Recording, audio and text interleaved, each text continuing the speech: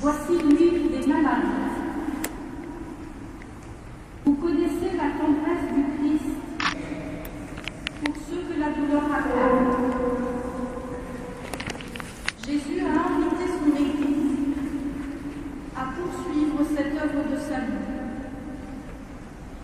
Nos communautés chrétiennes vous demandent de bénir cette huile par laquelle le Seigneur réconfortera nos frères et sœurs qui recevront l'onction des malades.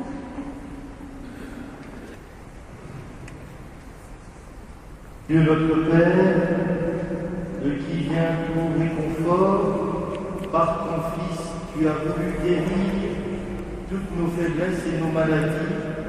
Sois attentif à la prière de notre foi. Envoie du ciel ton Esprit Saint consolateur sur cette huile que la création nous procure pour rendre vigueur à notre corps. Qu'elle devienne, par ta bénédiction,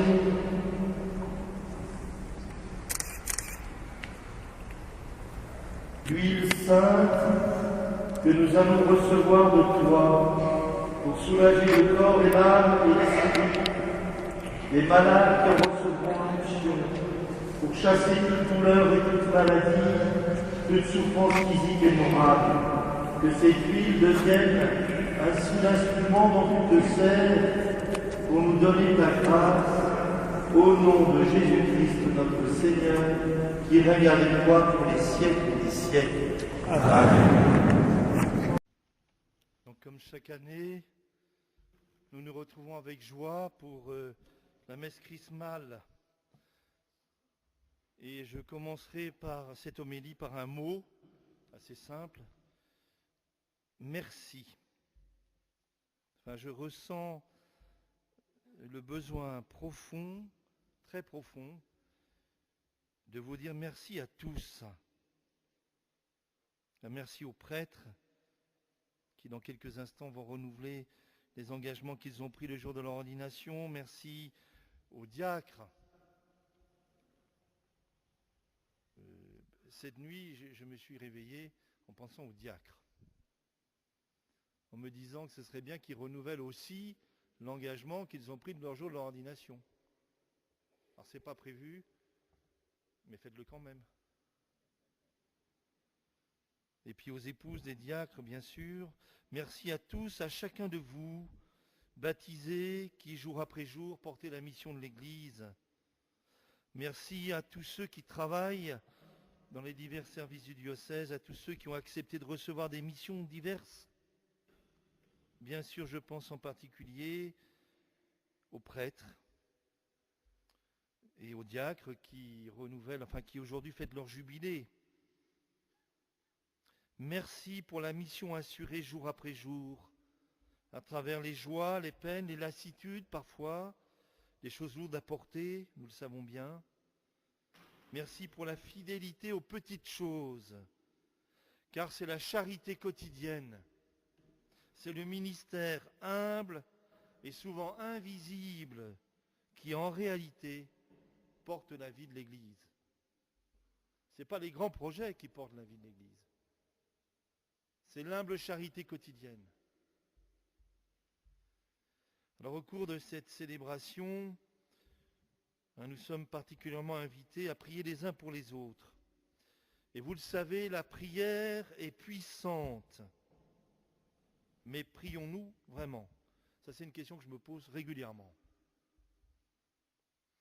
Prions les uns pour les autres, comme des pauvres. Un pauvre a crié, le Seigneur l'entend, dit le psaume. Que devons-nous demander au Seigneur les uns pour les autres? Demandons d'être renouvelés dans notre rencontre et notre relation avec Jésus. Demandons les uns pour les autres que nous grandissions en sainteté, que nous nous entraînions les uns les autres dans la sainteté. Alors aujourd'hui, ce soir, prions pour nos paroisses, nos communautés, nos services et nos mouvements.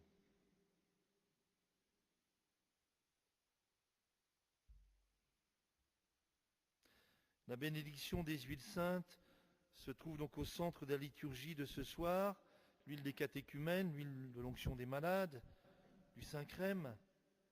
À travers ces trois bénédictions s'expriment des dimensions essentielles de la vie chrétienne. L'huile des catéchumènes, elle est faite pour les non-baptisés.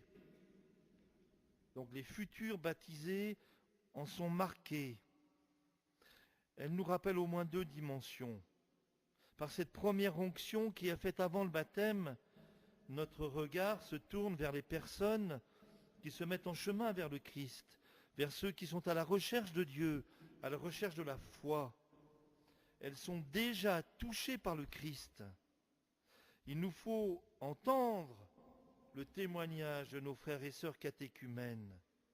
L'onction d'huile des catéchumènes nous dit que ce ne sont pas seulement les hommes qui cherchent Dieu, mais Dieu lui-même s'est mis en recherche. Dieu cherche l'homme. Poussé par l'amour, Dieu s'est mis en marche vers nous.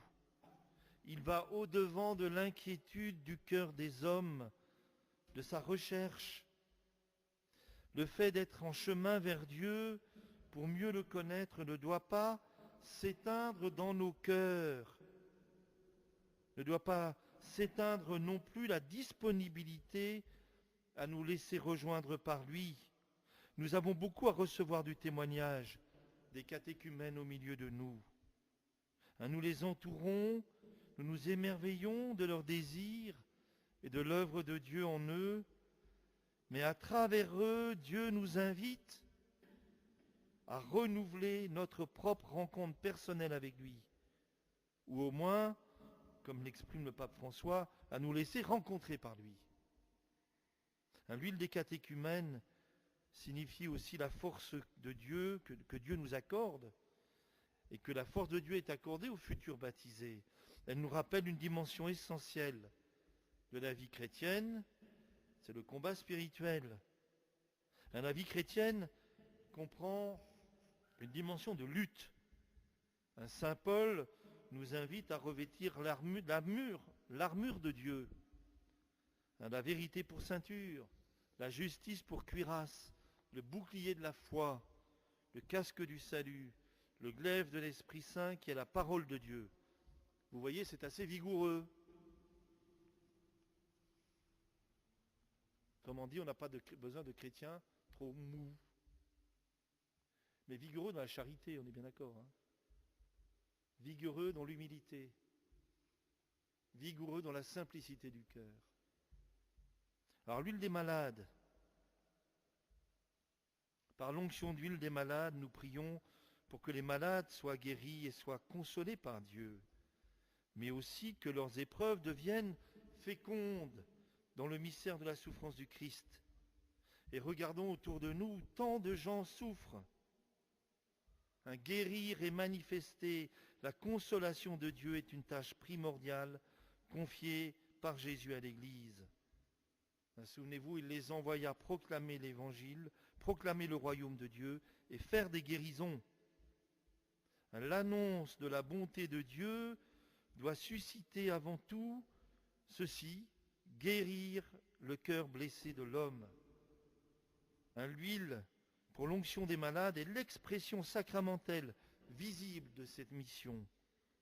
Doit grandir en nous la prévenance envers tant de personnes tourmentées dans leur corps et dans leur âme. L'huile pour l'onction des malades est un signe de l'huile de la bonté du cœur que nous avons tous apporté aux personnes qui souffrent.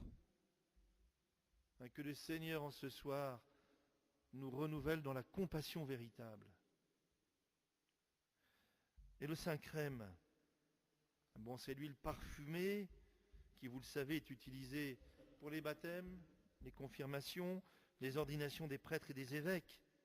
Par l'onction du Saint-Crème, nous sommes marqués de l'Esprit Saint. C'est par cette onction que nous devenons, comme dit l'apôtre Pierre, une race élue, un sacerdoce royal, une nation sainte, un peuple acquis pour proclamer les louanges de celui qui nous appelle des ténèbres à son admirable lumière. Nous avons tendance à vouloir vivre notre vie baptismale par nos propres forces, à mener nos vies de prêtres ou d'évêques, par nos propres forces. Nous oublions parfois que nous avons été marqués du don de Dieu. Appuyons-nous sur sa présence. Laissons le don de Dieu se déployer en nous. Laissons-nous transformer par lui. Ce que touche l'Esprit Saint, il le transforme. Ça, c'est pas de moi, c'est de saint Cyril d'Alexandrie. Ne contristons pas l'Esprit Saint par notre orgueil ou nos divisions. L'œuvre de l'Esprit Saint est de faire de nous des témoins. L'Esprit Saint n'est pas d'abord un produit à usage interne pour notre consolation personnelle ou pour la réussite de notre vie spirituelle. Mais comme pour les apôtres, il nous transforme en disciples missionnaires. Pour reprendre l'expression chère au pape François, nous appartenons au Christ. Nous appartenons au Christ. Notre vocation est de rendre visible dans le monde le Dieu vivant, d'en témoigner, de conduire à lui. Nous avons à répandre la bonne odeur du Christ. Pour le dire autrement, ce n'est pas seulement le Saint-Crème qui doit avoir une bonne odeur. C'est nous-mêmes. Demandons ce soir que la force, la beauté de l'Esprit Saint soit efficace en nous, que nous soyons des témoins attrayants, lumineux. On évangélise par attraction ou par rayonnement. Si parmi nous, il y a des baptisés, il se peut qu'il y en ait encore qui n'ont pas reçu le sacrement de la confirmation. Eh bien, ce n'est pas compliqué, qu'ils le demandent, qu'ils s'y préparent, et je me ferai une joie de les confirmer. Alors je reviens, vous le savez, de la rencontre de la conférence épiscopale à Lourdes. Donc j'ai prié longuement devant la grotte de Lourdes, pour tous les baptisés du diocèse, pour tous les prêtres et diacres, et pour tous ceux qui servent la mission dans notre diocèse. Et 4 mots me sont venus au cœur, et je vous les livre. Le premier, c'est la fraternité. La vie fraternelle entre nous, dans nos paroisses, dans nos mouvements, nos services, est la condition de la fécondité. La charité fraternelle, simple, joyeuse, faite d'écoute, de respect mutuel, d'attention les uns aux autres, de pardon, de gratuité, est la priorité. Permettez-moi de vous citer un propos d'un personnage public qui n'est pas un père de l'Église. C'est Raymond Domenech. Vous savez qui c'est? Non, mais il a dit ceci, il parlait de football, bien entendu. Il dit, pour gagner, il faut s'aimer.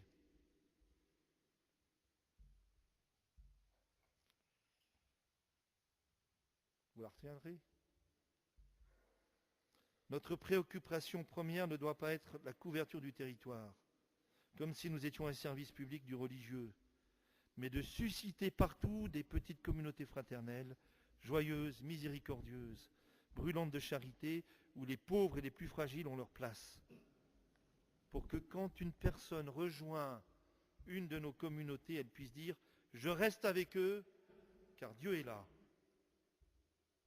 La vie fraternelle simple et joyeuse est la condition nécessaire à la créativité missionnaire. L'autre mot, c'est miséricorde. C'est le bienheureux Jean-Paul II, qui sera canonisé dans quelques jours, a compris, surtout à la fin de sa vie, que nous sommes dans le temps de la miséricorde. Et je me permets de reprendre une citation de l'une de ses dernières homélies, qui est d'ailleurs reprise par le pape François. « Que nous apporteront les années qui s'ouvrent devant nous? Quel sera l'avenir de l'homme sur la terre? Nous ne pouvons pas le savoir.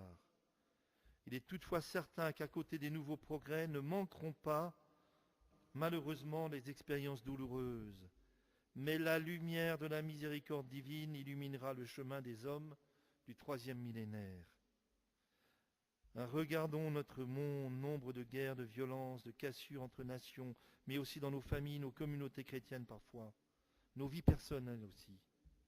Nous n'en sortirons pas sans la miséricorde. sans accueillir l'amour de Dieu qui traverse le drame de la souffrance humaine, mais aussi de la méchanceté, de l'orgueil humain, dont nous sommes aussi les complices parfois. Miséricorde qui est pardon. L'avenir passe par le pardon accueilli et donné. La miséricorde est une lueur d'amour et de tendresse. C'est la caresse de Dieu sur la blessure de nos péchés. Nous avons à faire le choix de la miséricorde à l'égard les uns des autres pour ressembler à Dieu lui-même. L'autre mot, c'est la mission. Pour employer les mots du pape François, aujourd'hui, la priorité est à la transformation missionnaire de l'Église, afin qu'elle soit une Église en sortie, une Église en état permanent de mission. Il s'agit de nous plonger de manière radicale dans le mystère de l'amour de Dieu pour l'humanité. Aimer le monde comme Dieu l'aime, étant disposé à livrer notre vie comme le Christ. Il ne s'agit pas d'une stratégie ou d'une technique, ni d'être plus fort que les autres, mais d'aimer. La première motivation pour évangéliser, c'est l'amour de Jésus que nous avons reçu, l'expérience d'être sauvés par lui qui nous pousse à l'aimer toujours plus. Y a-t-il un amour dans lequel on ne perçoive pas la nécessité de parler de l'être aimé, de le montrer, de le faire connaître? Si nous ne ressentons pas l'intense désir de communiquer, de le communiquer, il est nécessaire de prendre le temps de lui demander dans la prière qu'il vienne nous séduire. Un pape François, dans l'exhortation, la joie de l'Évangile. Donc nous sommes invités à sortir, comme dit le pape François. Alors, il ne s'agit pas d'inviter les autres à sortir, ni même, et encore moins, de reprocher aux autres de ne pas sortir, mais d'y aller nous-mêmes, chacun personnellement, avec nos charismes divers, comme les premiers disciples, qui immédiatement après avoir reconnu le regard et la rencontre du Christ, allèrent proclamer, plein de joie, « Nous avons rencontré le Messie ». Et le dernier mot, et j'aurais peut-être dû commencer par cela, c'est la joie. Cependant, le fruit de la fraternité, de la miséricorde et de la mission, c'est la joie. Notre joie n'est pas la joie qui naît du fait de posséder de nombreuses choses. Cela, c'est la joie du monde, c'est-à-dire qu'elle est éphémère. Mais notre joie est celle qui naît du fait d'avoir rencontré une personne, Jésus ressuscité, qui est parmi nous, la joie d'être aimé et d'aimer, la joie d'être pardonné, la joie parce que le Christ est ressuscité d'entre les morts, la joie de servir nos frères, la joie de donner sa vie, celle qui rayonne sur le visage des martyrs, joie qui grandit quand on la transmet. Lors de la conférence épiscopale à Lourdes, et je l'ai rappelé tout à l'heure aux prêtres, nous avons eu le témoignage d'un évêque d'Ukraine qui racontait les mouvements à la fois tragiques et forts que vit l'Ukraine. Et il dit, il y a beaucoup de chrétiens parmi ces gens, beaucoup de chrétiens. Et il dit, les chrétiens étaient joyeux. Et puis il a eu cette expression que je trouve magnifique. La joie est dangereuse. La joie transforme la société. Alors, pour conclure, je reprends les propos du pape Benoît XVI. L'homme de prière, ce que nous sommes tous, hommes et femmes de prière, ça c'est la définition du chrétien ou du croyant. L'homme de prière est assuré d'obtenir ce qu'il demande. Cependant, prier au nom de Jésus, c'est pas demander n'importe quoi, mais demander le don essentiel que Jésus, dans le discours d'adieu, nommait la joie, et que Luc nommait l'Esprit Saint, ce qui est fondamentalement la même chose. À condition que nous acceptions d'être des pauvres. que nous vivions même douloureusement nos propres pauvretés.